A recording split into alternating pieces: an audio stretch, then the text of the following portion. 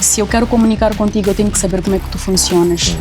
E muitas vezes nós achamos que comunicar é só eu falar e tu entenderes como tu quiseres, mas para nós comunicólogos não é assim. Eu tenho de comunicar e a comunicação chegar exatamente como eu quero que chegue. As minhas raízes estão diretamente ligadas ao meu propósito. Eu que sei o que eu quero da minha vida e eu sei o que é que eu preciso fazer para estar alinhada com o que eu quero viver. Que é possível, sim, crescer sozinho, mas é muito melhor quando tu cresces com as outras pessoas. O mundo desenvolve muito rápido quando os esforços são conjuntos. Nós não podemos simplesmente ser agentes de reclamações. Dentro da minha comunidade, posso não conseguir meter água, posso não conseguir meter as crianças na escola, mas alguma coisa eu tenho que conseguir fazer para mudar, pelo menos, a comunidade em que eu estou inserida.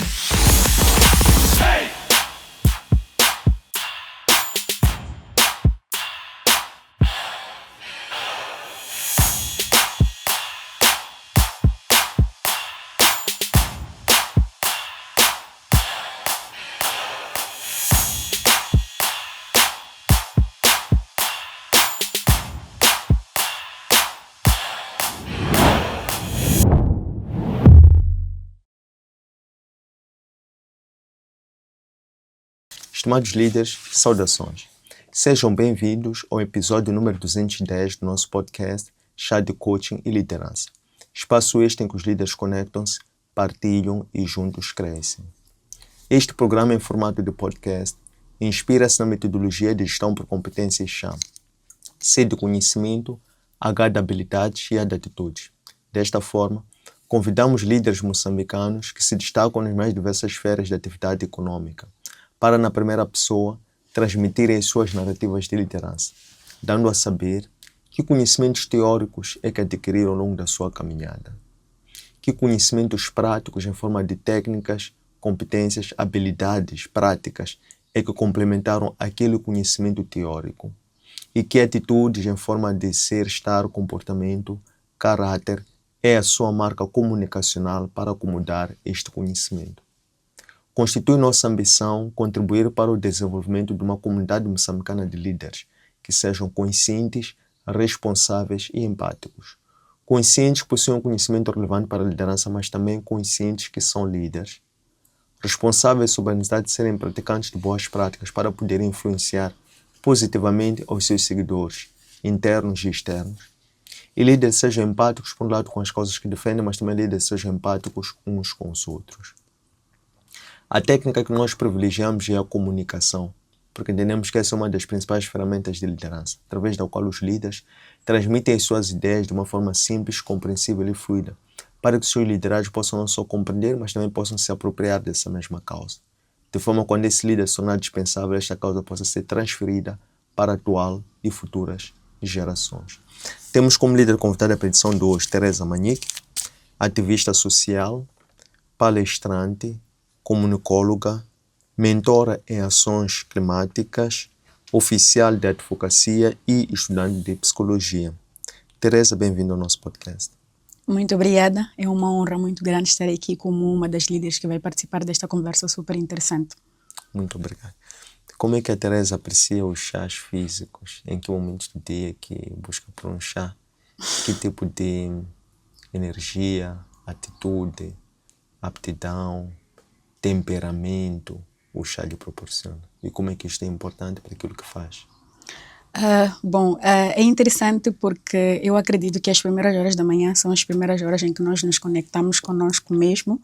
E normalmente, quando eu estou nesse período da manhã a tomar um chá, é um momento muito reflexivo em que eu decido o que é que eu vou fazer durante o dia, o que é que eu pretendo alcançar. Então, para mim, é um momento em que eu geralmente me encontro todas as manhãs e me permito pensar muito além. Então, é um momento muito íntimo, é como se fosse uma espécie de oração. Um chá, uma oração. Muito bem. E qual é a importância da oração para o sucesso do que faz? Bom, eu acredito que existe uma entidade que nos guia.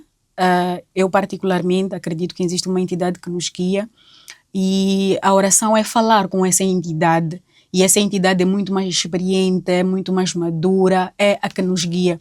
Então é uma espécie de, é como se fosse um líder, né? Ele é que me conduz. Então os líderes são importantes porque eles já caminharam antes de nós caminharmos, eles nos conduzem. Então, para mim, esse momento em que eu tenho com Deus de orar, pedir direcionamento, é importante exatamente porque me conduz, me leva para os caminhos mais certos, me dá direcionamento. Então, para mim, a oração é exatamente importante por causa disso, porque nós falamos com uma entidade espiritual que nos direciona. Muito bem. Nesse sentido, que tipo de comunicação é essa? Já que é comunicóloga, quando se fala de falar com uma entidade experiente num plano espiritual, que tipo de comunicação é essa? Bom, para nós como comunicólogos, comunicar é mais do que abrir a boca e falar. Mas quando se trata de Deus ou quando se trata dessa entidade, é muito mais individual. Normalmente a comunicação com ele depende do tipo de intimidade que nós temos com ele. Alguns tratam por senhor, alguns por tu. Então tem mais a ver com o tipo de conexão que nós temos com ele do que necessariamente com o tipo de comunicação que nós devemos ter com ele. Existem vários tipos de comunicação. Nós temos diferentes maneiras de nos comunicar com diferentes pessoas. Mas quando se trata de Deus em específico, quando se trata dessa entidade em específico, depende muito do tipo de intimidade que nós temos com ele. Alguns para orar devem ajoelhar, devem cobrir-se, alguns não. Então é algo muito particular e individual. Cada um comunica com ele de acordo com o tipo de intimidade, de acordo com o tipo de relação que tem. Interessante. Gosto quando nos ensina sobre a questão da intimidade, da comunhão, da relação que tem. Traz-nos a ideia de aproximar a fonte. E quando nós, depois de termos essa comunicação particular, depois vamos nos juntar aos outros para transmitir algo sob a direção daquilo com quem nós nos comunicamos em particular. Sugere-nos que lá nos outros nós temos que transmitir uma direção que aquelas pessoas possam receber e acreditar, porque percebem que nós antes estivemos juntos a uma certa fonte.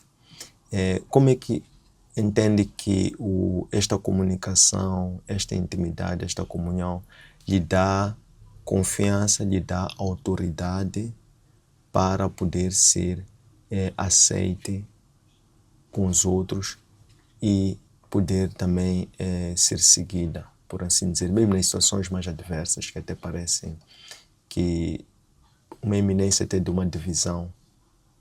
Como é que é isto? Bom, como comunicóloga ao longo desses anos, eu aprendi que nós temos de conhecer as pessoas com quem nós queremos comunicar. É uma das primeiras regras para um comunicador.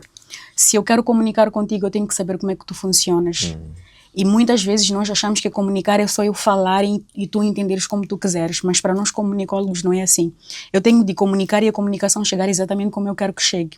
Então, depois de uma oração em que eu falo com uma entidade espiritual que é extremamente íntima a mim, existem certas visões que ele me dá, eu particularmente. Então, dependendo do tipo de intimidade que eu tenho, eu já sei o que eu quero fazer no meu dia. Sei, por exemplo, que eu venho a um podcast em que eu vou comunicar com outra pessoa. A necessidade de eu saber primeiro que estou a comunicar com um ser humano, que tem emoções, que tem pensamentos diferentes dos meus. Então, essa oração que eu vou ter com esse meu Deus, primeiro já me fortalece. Então, independentemente do que vá acontecer, eu já tenho uma base. Segundo é a questão de eu conhecer a pessoa que eu quero afetar. Eu conheço a pessoa com quem eu quero comunicar. Então também já me dá um certo direcionamento. Porque as pessoas acham que comunicar, para um comunicador, ele não precisa conhecer nada, ele só precisa saber falar e pronto, mas não é assim. Então há necessidade de nós, ao acordarmos, sabermos o que é que nós queremos fazer e como é que nós queremos fazer e como é que nós vamos comunicar com a pessoa com quem nós pretendemos. Então eu já sei, por exemplo, lidar com as diferentes pessoas, exatamente porque eu sei que tem certas pessoas que eu tenho que comunicar de maneira diferente. A Teresa que está aqui agora pode ser uma Teresa diferente num outro contexto, porque o objetivo da Teresa naquele contexto é diferente do objetivo que eu tenho neste momento. Então há uma necessidade muito grande de nós sabermos que as pessoas são diferentes, elas olham para as situações de maneiras diferentes, elas lidam com as coisas de maneiras diferentes. Então quem tem de se moldar primeiro somos nós, para entender que essas mesmas pessoas também precisam de um direcionamento, um tratamento específico ou totalmente diferente também. Interessante. Como é que vende a sua imagem, nomeadamente a questão do seu aspecto visual, nomeadamente o cabelo, né? Faz-me agora pensar, lembrar-me sobre o nome leão da tribo de Judá, que em Gênesis 49, 9, 10, a bênção que foi dada a Judá era que o cetro não iria arredar o seu pé. Uma alusão à dinastia de Davi e depois ao reinado de Cristo.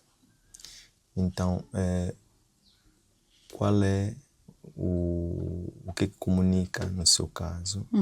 Como é que se apropria dessa imagem? O que essa imagem comunica naquilo que pretende deixar como legado? Bom, em todas as palestras, em todos os eventos que eu participo, eu sempre falo da necessidade do indivíduo saber fazer o seu nome. E uma das maneiras de fazer o seu nome é a questão da identidade, que infelizmente nos tempos atuais muitas pessoas vêm perdendo essa mesma identidade. Eu sou conhecida por ser a Teresa que tem o cabelo assim afro e eu gosto muito disso, é uma questão de identidade. Então, para eu vender a minha marca, são 2 pontos que eu deixo. Primeiro, a questão visual. É importante que um indivíduo esteja sempre bem apresentado e com uma característica única. E o que me torna único é exatamente isso. Eu sou uma pessoa que gosta de andar totalmente natural, sem make, na maior parte das vezes, e com o meu cabelo natural que remete às minhas raízes. E a segunda componente tem a ver com o que eu falo quando abro a minha boca. Então são 2 componentes. Quando tu chegas, tu já marcas presença pela forma como tu te apresentas fisicamente.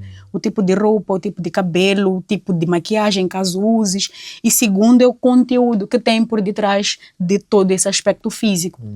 Então devem ser 2 combinações. Existem aquelas pessoas muito bonitas, muito bem apresentáveis que chegam ali e tu esperas que o conteúdo seja muito bom. Diz-se que nós não podemos julgar o livro pela capa, mas infelizmente ou felizmente não julgamos o livro pela capa. Nós apreciamos, nós somos visuais. Nós olhamos e gostamos, mesmo a questão da própria comida. Existe comida que tu olhas e tu tens vontade de comer. Então, a primeira coisa que eu trabalho muito é a questão da minha identidade. Eu sou moçambicana e para mim o meu cabelo natural é a minha identidade, é a minha arma, é a minha força. Eu gosto muito disso. Tanto é que as pessoas olham para mim, desculpa, é teu cabelo, porque estamos em tempos em que já não se valoriza tanto a questão do cabelo natural. Então, para mim é importante que um indivíduo seja muito bem apresentável, que tenha uma característica única. Ao chegar no lugar, não, aquela é a Vilma, aquele cabelo é da Vilma. Então, para mim é importante tu seres alguém que tem uma característica que os outros em particular não têm. E se tiveres, apresente-a de maneira diferente. Por exemplo, quando se trata de comunicação, sempre quando eu estou a comunicar, tem alguma coisa que eu quero transmitir. Mas eu sei que existem muitas pessoas que comunicam-se muito bem, mas sempre procuro me reinventar de tal forma que ao sair daquele lugar, eu impacte pelo menos uma pessoa. Então, há necessidade de nós aprendermos a fazer o nosso nome. E ter essas 2 combinações do visual, a forma como tu te apresentas e o conteúdo, é a melhor forma de tu deixares um legado. Se eu estou aqui hoje, eu tenho de deixar alguma coisa que das próximas vezes, quando pensarem em chamar alguém, comunica-se bem, pensem em mim. Primeira questão visual. Não, gostamos muito do cabelo da Teresa. O cabelo da Teresa é top. E segundo, não, as coisas que a Teresa fala, o tipo de conteúdo que ela traz é muito interessante. Então, essas 2 combinações são perfeitas para quem quer realmente deixar algum tipo de legado ou algum tipo de bom nome. É interessante, muito mesmo, quando falamos, por exemplo, das suas raízes. E a raiz é aquela parte que não é visível na árvore. Vemos, como dizia, os frutos ou a capa, e porque dizer que nós somos visuais, julgamos pela capa e começamos a gostar em função de como nos sentimos daquilo que vemos exteriormente. Mas dizer que preserva a sua raiz. Quando falava da marca, que dizia a sua identidade, trabalha muito a identidade, que é o aspecto visual. Quais são os princípios, os valores que embalam esta marca exterior, que fazem a marca interior, a ética do caráter da Teresa? Bom, primeiro, as minhas raízes estão diretamente ligadas ao meu propósito. Eu sei o que eu quero da minha vida e eu sei o que é que eu preciso fazer para estar alinhada com o que eu quero viver na minha vida. Eu venho de um contexto que eu acho que é extremamente importante também. As minhas raízes foram criadas desde a base, desde pequena. Eu venho de um contexto onde as mulheres na minha família adoram ficar de cabelo natural. Para eles é uma coisa muito boa, eles gostam. E é uma das coisas que me remete à ideia de que a educação, as nossas raízes são buscadas desde a base. Eu estou num contexto onde nós valorizamos o nosso cabelo, onde nós gostamos do nosso cabelo. Lembro que quando criança eu tinha vou usar essa palavra, inveja das meninas que eu via que trançavam mecha e ficavam totalmente diferentes. Mas minha mãe sempre dizia, minha filha, tu tens um cabelo tão bonito, tens que gostar do teu cabelo. Por que tu queres trançar, gastar tanto dinheiro se tu já consegues ficar bonita naturalmente? Então eu cresci a não entender porque que eu era uma criança que tinha um cabelo que não mudava, porque quando nós somos crianças já é a fase onde nos moldam, os nossos pais nos moldam. Então, a cada valor que minha mãe me passava, não, tens que gostar de ti exatamente como tu és. As outras coisas simplesmente são para acrescentar. Eu comecei, como adulta, a aceitar aquilo. E olha que eu comecei a aceitar só depois da morte da minha mãe, porque já não tinha ninguém para me dizer o tempo todo que eu era exatamente aquilo que tinha que buscar cada vez mais.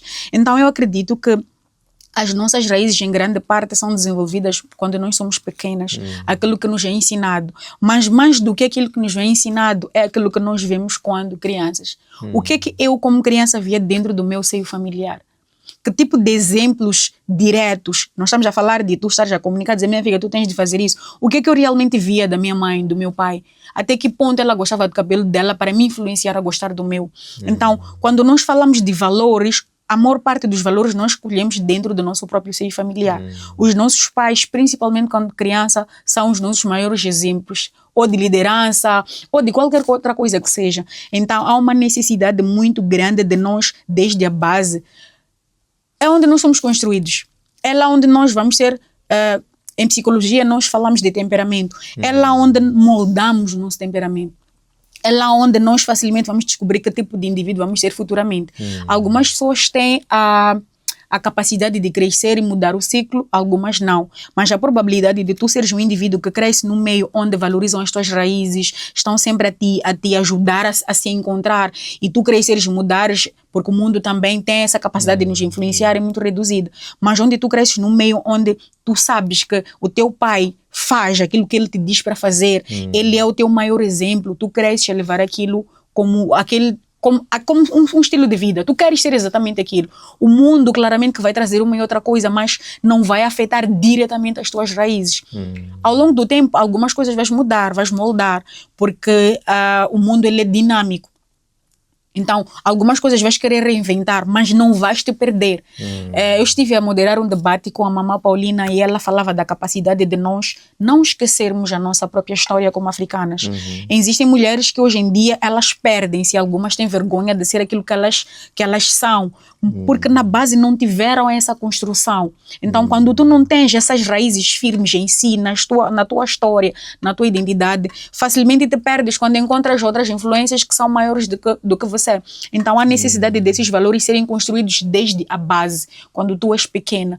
É lá onde tu aprendes o que é importante, o que não é importante. E quando adulto só vai chegar àquela fase de filtrar o que é que realmente pretendes levar do teu passado ou não. Então é basicamente o que eu faço. Algumas coisas eu consigo perceber que os meus pais fizeram muito, muito bem.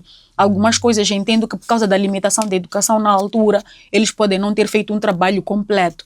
Então, hoje em dia, o que é que eu faço? Eu junto aquilo que são as minhas raízes, com o meu conhecimento hoje em dia científico como uma pessoa adulta, e consigo moldar essa minha personalidade para sobreviver nesse mundo, mas sem perder aquilo que eu sou naturalmente, que é a Teresa Manique natural, que gosta de falar, que gosta de andar com o cabelo natural, principalmente no mundo onde quase todas as mulheres hoje já não gostam muito de ser naturais. Não se difere, por exemplo, da questão do próprio corpo, como é que nós gostamos do nosso próprio corpo.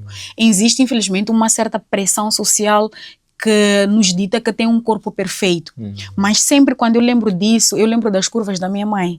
Lembro que ela gostava do corpo dela exatamente como era, e ela fazia de tudo para se manter dentro daquele padrão. O que é que vai acontecer? Por mais que eu encontre maneiras de moldar o meu corpo, vou lembrar que na minha identidade, no meu exemplo, existiu alguém que podia ter feito isso, mas não o fez e ficou firme nas raízes. Então, feliz ou infelizmente, os nossos pais têm grande contributo para o tipo de indivíduo que nós vamos ser amanhã. Muito bem. Falou de temperamento, recorrendo à psicologia. E gostava de perceber qual é o seu temperamento e quem são os líderes que mais admira pelos seus temperamentos. Bom, É estranho porque os líderes que eu admiro não são iguais a mim em termos de temperamento. Eu sou uma pessoa muito extrovertida. Eu gosto muito de falar, eu sou muito energética e na maior parte das vezes, principalmente quando se trata de tomar decisões um pouco difíceis, eu não uso muito a inteligência emocional, uso muito mais a questão emotiva. Os dois líderes que eu admiro, tanto no sexo masculino e no feminino, primeiro Nelson Mandela. Eu gosto muito dele porque ele era uma pessoa muito lógica, muito calma. O temperamento dele era esse, ele era muito calmo. Ele tinha um espaço para pensar, ele não agia de imediato. Bateu, recebeu. Então ele é um dos líderes que eu admiro muito pela postura que ele tem, pela forma dele de liderar. É por isso que o nome dele ficou. Eu não o conheci, mas eu conheço a história dele e a forma como ele liderava as pessoas, a forma como ele sentia a dor das pessoas na primeira pessoa me inspira muito. A segunda pessoa que também tem um temperamento diferente do meu, porque é mais calma, é mais sensata, usa muito a inteligência emocional quando é para pensar e racionalizar, é a Graça Machel. Que é moçambicana. Me inspira primeiro porque no mundo onde os homens antigamente lideravam na totalidade, ela foi ousada. Eu também quero fazer parte da história moçambicana, quero fazer parte da história das mulheres, quero inspirar outras mulheres. Mas ela não entrou de maneira agressiva, porque hoje em dia nós mulheres queremos sim o nosso espaço. Mas como é que nós queremos esse mesmo espaço? Muitas pessoas podiam ser como a Teresa, eu quero esse espaço, quero ocupar de todas as maneiras. Mas a Graça também foi muito calma, usa inteligência emocional, ela entra de cabeça, ela sente pelas pessoas, ela quer representar as mulheres, mas ela sabe o que e quem pode ajudar nesse processo. Então, para mim, esses são os dois líderes que eu mais admiro pela forma como eles conduzem. Para mim, um bom líder tem de saber o que é que ele precisa alcançar, tem de saber com quem tem que caminhar, tem que saber o que é que ele quer comunicar. Porque muitas vezes tu até tens tudo para brilhar, mas a forma como tu vais te direcionar, a forma como tu vais te comunicar, pode ditar o teu sucesso ou fracasso. Então, esses dois líderes, para mim, eles souberam sempre conduzir as causas. Então, a forma como eles conduziram as causas foi exatamente o que diferencia eles de todos os outros. Existem outros líderes que são mais fortes, e aí eles quando entraram, mas acredito que a forma como esses dois conduziram me inspirou bastante. Eu não sou uma pessoa naturalmente calma, eu sou uma pessoa muito forte, eu gosto muito de presença, mas em causas sociais principalmente há necessidade de tu seres uma pessoa que entende o ambiente. Porque num contexto onde já existem nomes na história, quando tu chegas de maneira muito agressiva, tens que tomar muito cuidado. Então esses dois líderes estudaram o ambiente, mas mais do que estudar o ambiente, eles sentiam pelas pessoas. O que faz um líder é exatamente essa questão. O que é que te motiva? Qual é o teu propósito de vida? Então, eu acho que eles são os melhores nesta área por causa de... É uma combinação de fatores. Eles sabem como sabiam, o Nelson sabia o que falar, como falar, o que ele pretende. Então, para mim, esses, em termos de temperamento, são muito tops. É incrível que eles me inspiram, mas eles têm um temperamento diferente do meu. Mas, se calhar, pelo contexto atual que nós estamos a viver. Eu trabalho no associativismo há mais de 10 anos e trabalho também como oficial da advocacia para adolescentes e jovens. Então, no meu contexto, o meu temperamento não pode ser calmo. Para o tipo de pessoas e para o tipo de causas que eu pretendo alcançar, o meu temperamento não pode ser calmo. Tem que mostrar presença, tem que mostrar domínio. Enquanto eles faziam isso, mas de maneira muito sutil, tu entendias que esse indivíduo está capacitado, mas eles não batiam direto, não batiam de frente. Então, para mim, esses são os maiores líderes que eu admiro atualmente. Muito bem. E esses dois que citou, apesar do Nelson Mandela também, naturalmente, por causa do trabalho, da função, era também um político, mas ele tinha uma veia muito saliente como ativista de direitos humanos, né? O caso também da Graça, como ativista que ela é. Gostava de perceber de si quais são 3, 4 atributos que aprecia na liderança dos ativistas. Bom, é uma pergunta muito interessante, primeiro porque o próprio associativismo não dá dinheiro. Então, só o simples fato de tu estares a fazer um trabalho para o outro já é um ponto muito grande. A primeira coisa que eu aprecio muito nos ativistas é a questão deles deixarem de viver para eles. Eu costumo dizer que o meu propósito de vida é trabalhar e viver para os outros. Para mim, trabalho é eu sentir que eu fiz alguma coisa que pode não impactar a ti, mas vai impactar uma outra pessoa. Se eu trabalho para mim, eu não fiz nada na minha vida.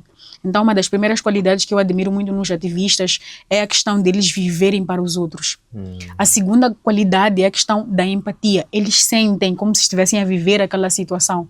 Muitas vezes, quando nós estamos no campo, quando nós estamos a liderar, quando nós estamos a trabalhar com pessoas, existem situações que, se tu não consegues como ativista sentir pelo outro, não estás no lugar certo. Então, a segunda questão que eu admiro muito é a questão da própria empatia. A terceira questão é a questão de tomar causas que não são suas. Muitas vezes, alguns ativistas vão para o campo, vão debater coisas que não estão a viver na primeira pessoa, mas são coisas que eles gostariam de ver mudados. E eu acho que é isso que faz necessariamente o grande propósito. Tu, como ativista social, tens de ter a capacidade de sentir pelos outros, viver pelos outros e discutir causas que não impactam a ti em primeiro lugar. Muitas das causas que o Nelson Mandela, que a Graça atualmente ainda discute a questão da violência, ela não sentiu na primeira pessoa, mas ela sabe que existem mulheres a passar por aquilo. Então, ela sente pelos outros, ela mobiliza esforços para que outras mulheres não passem por aquilo, mas ela não sentiu. Mas a regra normal do ser humano, alguns só se manifestam quando acontece na vez deles. Mas dentro do associativismo, tu não precisas esperar que aconteça contigo para que tu faças alguma coisa, para que tu mobilizes algum esforço. Tu já sabes que... O que acontece com um ser ativista? Nós basicamente assumimos uma causa, que é direta ou indireta. E eu sempre digo que todo ser humano tem de ter a capacidade de identificar um problema e trabalhar nele. Nós não podemos simplesmente ser agentes de reclamações. Dentro da minha comunidade, posso não conseguir meter água, posso não conseguir meter as crianças na escola, mas alguma coisa eu tenho de conseguir fazer para mudar pelo menos a comunidade em que eu estou inserida. Então, dentro do associativismo, o que realmente funciona é, tu és um indivíduo que vive para causas, e só o simples fato de viver para causas significa que tu vais ser crucificado, vais ser julgado, muitas vezes não vais ter emprego porque tu defendes coisas que as outras pessoas não gostam que tu defendas. Então, só o simples fato de tu estás a viver para os outros, estás a defender causas que não são tuas, que não ferem a ti diretamente, só o simples fato de não estarem a ferir a ti, mas estás a sentir, estar a doer em ti, já significa que são grandes qualidades para tu seres um bom líder dentro do associativismo.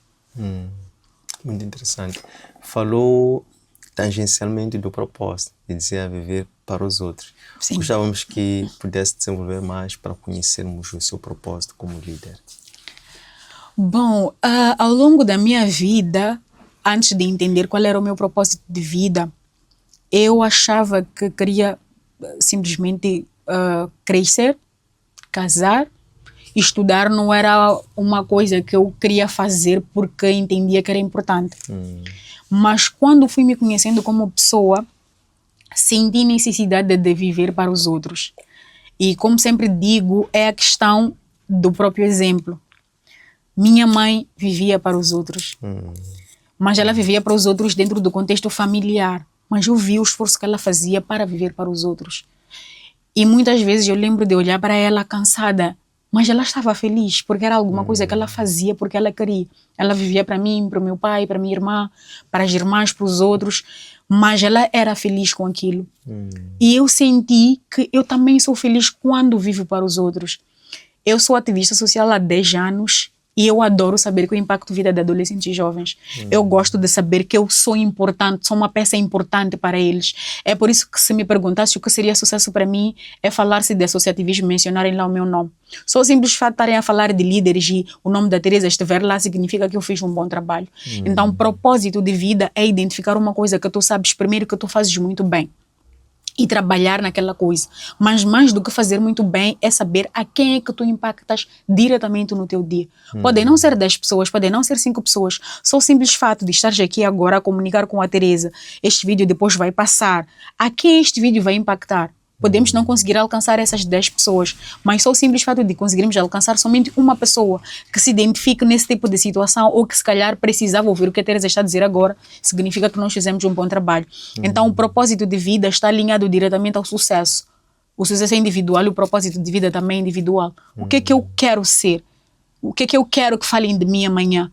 a quem eu quero ajudar.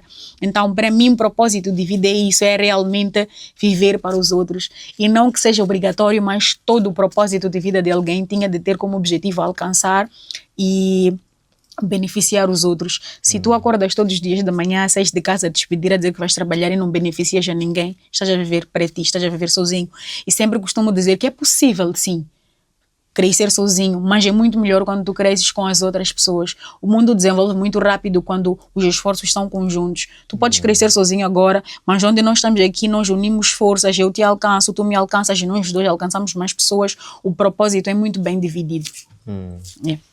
Qual é o principal desafio que, na ótica da Teresa, a humanidade em geral, a partir de Moçambique, se fosse para mudar uma coisa, para olhar para um único aspecto, um único problema que elege como sendo para si principal para mudar o mundo a partir de Moçambique, qual seria esse problema, esse desafio? Uma pergunta muito profunda e extremamente interessante. Acho que vou responder dentro do meu próprio contexto de trabalho. Eu acredito que a falta de empatia é um dos principais desafios que nós temos. Eu estive em Manica a trabalho e eu sou uma pessoa que reclama às vezes da minha vida. Acho que nós todos temos esse dia em que temos uma crise existencial, em que nós reclamamos de nós, da nossa vida, dos nossos objetivos. E eu sou uma pessoa que faz muito isso. Mas quando eu estive em Manica a representar a minha organização lá, eu vi crianças numa outra realidade que eu chorei, eu disse, Deus, obrigada pelo privilégio que eu tenho. Então, eu acho que uma das coisas que falta muito para que nós possamos desenvolver, para que nós possamos ter cada dia mais independência, é a questão da própria empatia. São poucas as pessoas que olham para um problema e sabem se colocar no lugar da outra pessoa. Se eu pudesse como um decisor, eu ia incutir a empatia como se fosse uma regra geral. Todo mundo tinha de sentir pelo outro, porque na verdade não é realmente o que acontece. Uma das coisas que me frustra muito, que se eu pudesse ter um café com Deus, diretamente como estamos a ter agora, e ele perguntar a Deus, por que tem muitas pessoas que têm absolutamente tudo, até esbanjar, até não saber o que fazer com o dinheiro, e ao mesmo tempo porque tem pessoas que não têm absolutamente nada. E as pessoas que têm mais, se fores a notar, são as pessoas que menos se importam com os que não têm. Tu que tens muito pouco, és tu que pensas em dividir com as pessoas. Então, infelizmente, para a humanidade em geral, nos falta muito a questão da empatia. Nós não sabemos sentir pelo outro.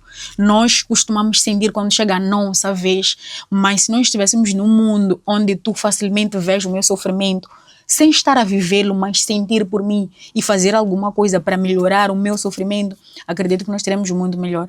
Então a empatia para mim tinha de ser uma regra geral, todo mundo sente pelo outro. Você não gostar de ver o sofrimento do outro. Tem uma frase que diz, se o sofrimento do outro não te diz nada, você está morto por dentro. Eu acredito muito nessa frase. Eu posso sair de casa muito bem disposta, mas só o simples fato de eu encontrar alguém em situação de vulnerabilidade, em que eu não consigo fazer nada, aquilo estraga o meu dia. Então, onde tu consegues ser uma pessoa que vê as pessoas a sofrerem, a passarem necessidade e tu não sentes absolutamente nada, és um cadáver ambulante, para mim não faz sentido. Como indivíduo que carrega emoções, tu tinhas de sentir pelo outro sem necessariamente saber o que o outro está a passar. Então, para mim, a questão do que falta nas pessoas é a questão da própria empatia. Muito bem. Qual é a importância do líder ser guiado por causas do ponto de vista desta causa ser um motivo de revolta? Qual é a importância do líder ter que conhecer frustrações existenciais, problemas? Como dizia, foi levado em trabalho para Manica e viu uma realidade que lhe chocou Muito. e despertou-lhe sobre algo e efetivamente lhe fez sinalizar agora na resposta que trouxe empatia. Qual é a importância do líder ter que continuadamente sair da zona de conforto para encontrar esse desconforto, mesmo que não seja um desconforto próprio, conhecer esses desconfortos para que isto possa ser a chama que mantém acesa a sua revolta? Bom, respondendo a tua pergunta, primeiro eu queria dizer que não existe um líder sem causas. Se tu não tens uma causa e pessoas para liderar, tu não és líder. Então não faz sentido tu seres alguém que não tem nada para defender, que para ti as coisas estão boas. Qual é a importância do líder ter uma causa para defender? Bom, todos nós temos um objetivo de vida. Todos nós temos metas de vida, tem coisas que nós queremos alcançar. E todos os dias nós trabalhamos em prol daquelas metas. Saíste de casa hoje a dizer, olha, vou dirigir um podcast, quero isto, quero aquilo. E estares aqui a fazer isso já é importante para ti. Mas por detrás de teres saído de casa, se calhar querias dormir, a temperatura por acaso está boa para dormir, mas existem coisas que te motivam, que são coisas muito particulares. Para o líder são as causas. O simples fato dele não estar satisfeito com um tipo de contexto faz com que ele não consiga dormir sem resolver aquele problema. Eu trabalhei no centro de saúde de Tsalala e tínhamos lá crianças que iam fazer o tratamento TARV para HIV, mas algumas não conseguiam fazer o tratamento. Fomos buscando a fundo para saber o que é que se passava e descobrimos que na altura os antirretrovirais eles eram muito pesados. Hoje em dia estão um pouco mais leves. E fomos descobrindo que algumas famílias levavam medicação, mas não medicavam por causa da questão da alimentação. Como uma líder que eu descobri que era na altura, não foi uma situação que eu simplesmente disse é normal, não era normal. Tanto é que nós, comunidade sanitária, começamos a mobilizar esforços para passar a criar certas cestas básicas para aquelas famílias. E enquanto aquelas famílias não conseguissem se alimentar para poder fazer o tratamento, nós como líderes não descansávamos. Então as causas são a chama que acorda o líder. Se tu estás a comer e depois tu lembras que existem pessoas que não comem, tu não podes ficar tranquilo. Então, o líder não precisa de comodidade, ele precisa realmente passar por aquilo para ele sentir que existem outras pessoas que precisam desenvolver, existem outras pessoas que precisam dele diretamente. Normalmente, o líder não precisa sentir na primeira pessoa de maneira muito direta. Só o simples fato de ele estar num ambiente onde ele observa que falta alguma coisa. É normal que tu tenhas carro. Estamos agora numa crise de combustível. É normal que tenhas carro, que tenhas um lugar privado para abastecer, isso não te afeta. Mas só o simples fato de sair de casa, conseguires perceber que da tua casa até o teu trabalho tem uma bicha enorme de pessoas que não têm combustível, tem uma bicha enorme nas paragens de pessoas que não têm como ir ao trabalho, aquilo tem de mexer contigo. E ao mexer contigo, tu não vais ficar tranquilo porque tu consegues ir trabalhar. Tens de mobilizar esforços. Então, o sofrimento das outras pessoas é o grande combustível que tu tens para continuar a trabalhar. Claramente que um bom líder sempre fica à espera de resultados. Ele também não vai querer que as pessoas sofram para sempre. Então, as causas, o que acontece quando nós desenhamos um objetivo? Ele tem a causa, eu quero que as crianças não passem fome. Ele vai trabalhar para que as crianças não passem fome. Ele consegue trabalhar até o ponto de ficar satisfeito, as crianças não passam fome. Mas ele não descansa. Ele vai encontrar uma outra causa. Pode estar alinhado ao trabalho dele, pode não estar alinhado ao trabalho dele. Então, ele sempre precisa de causas para poder trabalhar. Há necessidade de haverem sempre causas. Ele não pode parar. Nós estamos a dizer que é para ele trabalhar na mesma causa, porque um bom líder também não pode estar constantemente a resolver o mesmo problema. Significa que a liderança dele não está boa. Então, a questão é, tu lideras, tu resolves um problema, está resolvido, e um bom líder também tem que ter a capacidade de delegar. Onde tu resolves um problema e vês que o problema está resolvido, tu colocas alguém para cuidar daquele problema dali para frente. E tu, como grande líder, encontras uma outra causa na qual tu vais trabalhar, vais resolver, vais delegar, assim sucessivamente. Então, um líder precisa de causas, ele morre com causas.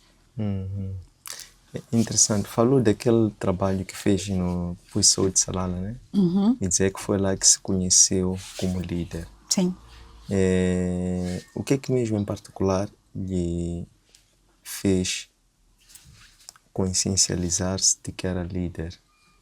Foi, neste caso, a causa, aquilo que nós chamamos da consciência, por exemplo, quando apresentávamos, fazíamos o conceito, né, do programa, e porque é psicóloga, usamos o termo consciência, quer dizer, o líder, ele, por um lado, deve possuir uma possível solução, né? Uma forma de conhecimento teórico, prático, qualquer outra fonte doutrinária, empírica. Mas, para além disso, dizemos que também não basta só ter conhecimento quando falta a consciência. Sim, com certeza. Então, naquele caso em Salala, quando se conheceu como líder, o que é que lhe... me fez perceber que era uma líder? São dois grandes pontos que me fizeram perceber que eu era uma líder naquele momento. Primeiro é questão da minha própria convivência com as outras pessoas. Como é que elas olham para mim? Como é que elas me tratam? Como é a minha relação com essas mesmas pessoas? É a primeira coisa que vai ditar se tu és realmente um líder, um chefe, ou como é que as pessoas olham diretamente para ti. A segunda questão é a questão dos resultados. Que tipo de resultados eu obtive e como obtive? Então, são essas duas grandes componentes. A forma como tu vais direcionar o programa vai ditar a forma como que eu vou olhar para ti. O tipo de coisas que vais fazer dentro do programa vão ditar o tipo de resultados que nós vamos ter. Então, esses resultados vão ditar primeiro se tu és um bom líder ou não, se tu és um líder ou não, e a forma como eu olho para ti, como eu trabalho contigo também vai ditar o tipo de líder que tu és, se é que realmente és líder. Então, naquela altura, normalmente um bom líder, ele não diz que eu sou um bom líder. Os resultados falam por si, os seus colaboradores falam por si. E foi basicamente o que aconteceu. Eu nem sabia que era uma líder, principalmente porque era adolescente, era criança, mas a forma como conduzia a situação, o tipo de relação que eu tinha com as pessoas. Tu sentes que és um bom líder quando as pessoas têm facilidade para vir ter contigo quando alguma coisa não está boa. Tu sentes que és um bom líder quando a gratidão é espontânea. Então, a primeira coisa que me fez perceber que eu acho que tenho futuro daqui para frente, foi a forma como eu senti que as pessoas me tratavam. A gratidão das outras pessoas a quem nós beneficiamos é o grande combustível que dita se nós somos realmente bons líderes ou não. E os resultados que nós tivemos. Existem realmente organizações que têm bons resultados, mas sob ameaças, sob pressão. Então, para mim, a forma como as pessoas me tratavam, o tipo de coisas que me diziam, eles olhavam para mim como se eu fosse alguém trazida por Deus. Coisas que para mim eram simplesmente básicas, mas muitas vezes é sobre como eu fazia eles sentirem-se dentro desse nosso próprio envolvimento. Então, eu senti que era uma líder quando tratavam-me daquela forma e quando percebi que aquele problema que eles tinham, eu havia conseguido solucionar com a própria ajuda deles. Porque muitas vezes a solução está com aquelas pessoas, mas elas só precisam de alguém para tomar iniciativa. Então, para mim, um bom líder tem de ter uma boa convivência com os seus colaboradores. Eles devem falar por si. Tu tens que entrar aqui e as pessoas, se nós estávamos a rir, nós continuarmos a rir. Claramente que o respeito sempre deve existir, mas é aquela questão de tu saberes que tu estás a fazer um bom trabalho. Então, eu senti que era uma líder naquele momento pelo reconhecimento que tive. Não fui eu que disse que era uma boa líder. O meu trabalho falou por si, a minha conduta falou por si. E as outras pessoas só completaram aquilo que já vinha na minha cabeça. Porque às vezes eu posso dizer, olha, é que já quando falamos da questão da motivação, eu posso dizer que eu sou uma boa líder. Mas será que os meus resultados falam por si? Será que a minha relação com os outros dita realmente se eu sou uma boa líder ou não? Porque ser um bom líder não é somente saberes fazer um trabalho, é saberes conduzir a equipe toda. Porque estás a liderar pessoas com diferentes comportamentos. Então, saberes liderar devidamente é saberes entender que o Pedro, a Vilma, a Teresa, cada um deles tem um comportamento diferente, mas tu saberes lidar com tudo isso e no final do dia não criar atritos e eles continuarem a te olhar da mesma forma. Então, o que ditou grande parte de se eu era líder na altura, se eu queria continuar a ser, foi a forma como eles olharam para mim, o nível de gratidão, o tipo de relações que eu consegui manter até o final e, por final, os resultados que eu obtive. Muito bem. Vou fazer 2 perguntas de uma única vez. Ok. Para maximizar o muito tempo. Que temos aqui a aprender e porque o tempo também é limitado. Seria para si, qual é a grande missão de um líder? E entre pensar estratégico e holisticamente, o que é mais importante para o líder? Para si. Para mim, uau, pergunta interessante. A primeira pergunta dizia? Qual é a principal missão sua como líder? E entre pensar estratégico ou holisticamente, o que é mais importante para si? Uma pergunta muito interessante. Bom, a minha principal missão como líder é impactar a vida de pessoas. Onde eu sempre costumo dizer, se não for para impactar, eu não preciso estar na tua vida. Eu não gosto de ser uma figura comum, não gosto de ser uma figura dispensável. Não quero que tu penses na tua vida sem que eu esteja dentro dela. Não como dependência, mas como um agente de solução. Então, a minha principal função como líder, principalmente para adolescentes e jovens, é servir para eles e ser uma referência para eles. E sobre a forma de pensar, é estranho porque eu acredito que um líder precisa pensar de forma lógica. É por isso que a liderança exige inteligência emocional, que é a capacidade de tu lidares consigo mesmo e com os outros. Então, pensar de forma lógica dá-te espaço para analisar os diferentes tipos de comportamento, de atitude, de emoções, e tu normalmente não tomas decisões na flor da pele ou simplesmente com as emoções. Te permites entender o contexto, entender as diferentes formas de pensar e mesmo assim ter um pensamento lógico muito bem construído. Qual foi o livro que leu que mais lhe impactou? Parecia ter sido escrito para si. Bom, o livro que eu acho que é o livro que eu estou a ler agora, Como Fazer Amigos e Influenciar Pessoas. Eu não sou muito fã de livros, apesar de estar a escrever o meu. Eu não sou muito fã de livros porque fica a parecer que todos os livros são motivacionais. Fica a parecer que o autor, quando escreve, ele está a ditar como é que tu deves conduzir a tua vida. Não se difere de palestras. Sempre quando eu vou para palestras, eu sempre falo para as pessoas a necessidade de tu ouvires e filtrares algumas coisas. Porque às vezes o que ele escreveu não se adequa ao teu próprio contexto, à tua própria realidade, às tuas próprias oportunidades. Mas ter lido este livro, Como Fazer Amigos e Influenciar Pessoas, abriu uma outra abordagem.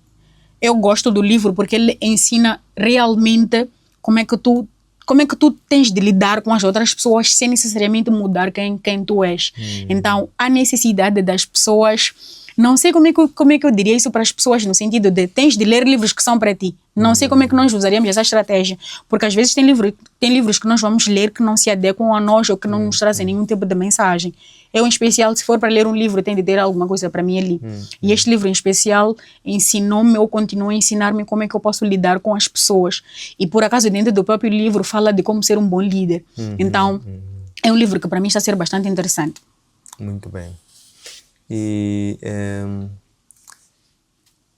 gostava de saber como é que acha, olhando para a questão da juventude, diz que trabalha com adolescentes e jovens. Exatamente. E as jovens também. Exatamente. Olhando para os jovens, esse segmento, qual é a principal prioridade na preparação dos jovens como os atuais e futuros líderes? E que é o trabalho que está a engajar-se agora a fazer também? Bom, eu acho que a principal questão é a questão da visão que eles têm, o que eles devem ter sobre o próprio mundo.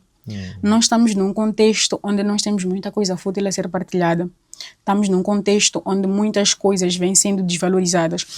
Eu queria muito que nós estivéssemos num mundo onde nós valorizamos a antiguidade e só adicionamos o atual.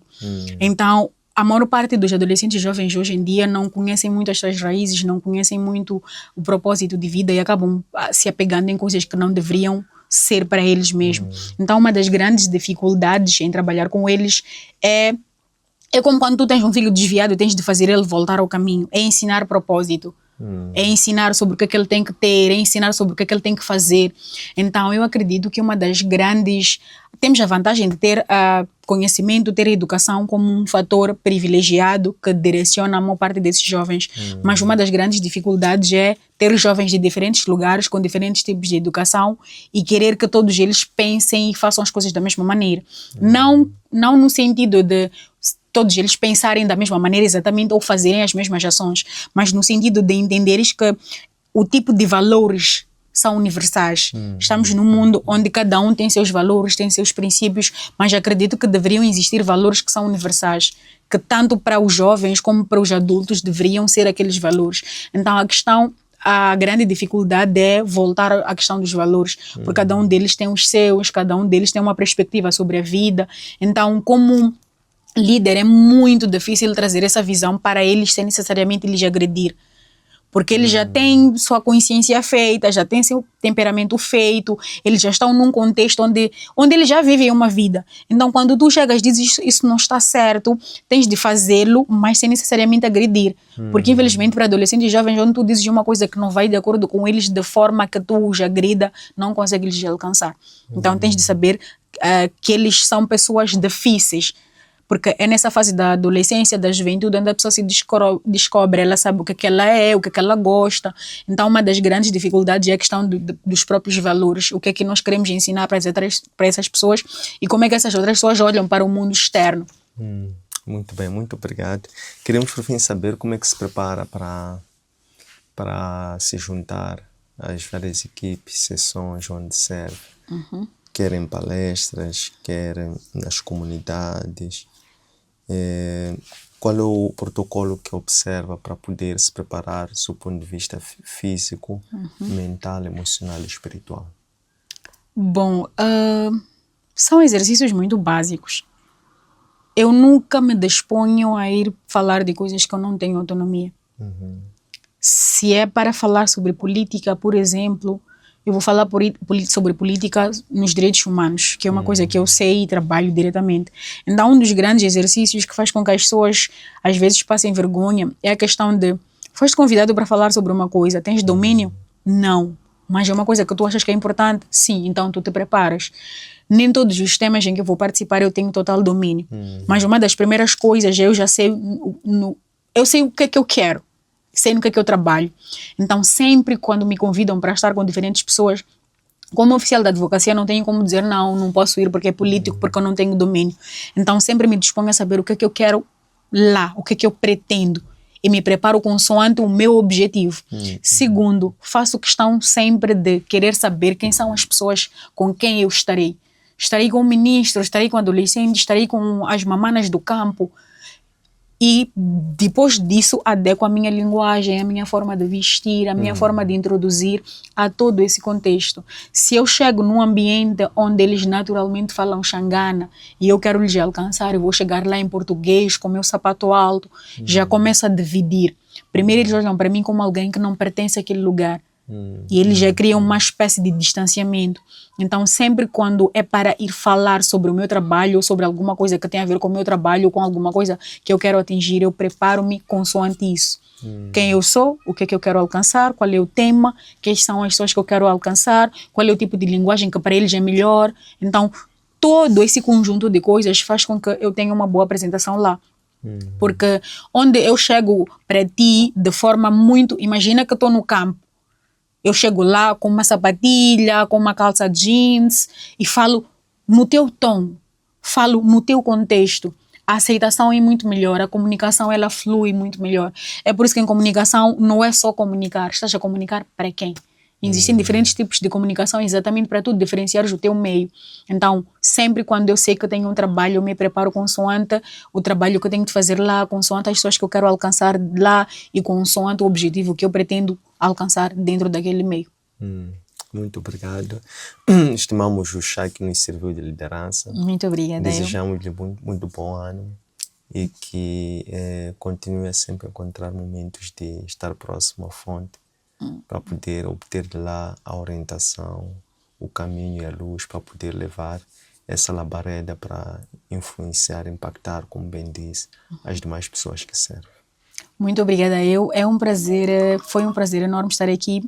É interessante porque participei em alguns podcasts, mas este é um podcast que fala sobre mim, né? Sobre mim diretamente, mas ao mesmo tempo não é um depoimento particular. Através das perguntas que foste fazendo, através das respostas que eu fui fazendo, eu acredito que nós conseguirmos alcançar outras pessoas. Não é um podcast fútil, que as pessoas vão assistir, vão rir e não tirar nenhum proveito.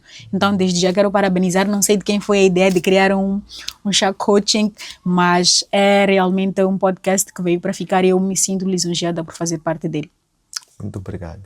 Estas lições encontram depositadas em nossos arquivos digitais, nossas páginas de Facebook, de Instagram e de YouTube. Antônio Sende, LDA, nossos aplicativos para plataformas Android e web, nosso webpage www.chadeliderança.com. Espero que gostem, um abraço de luz e até breve.